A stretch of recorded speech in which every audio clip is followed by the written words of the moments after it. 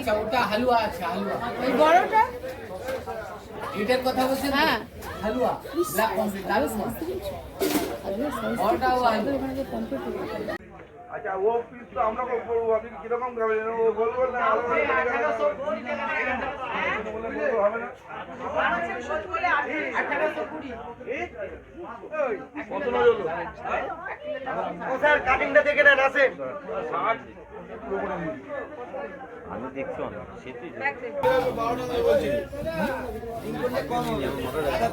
দাদা দাদা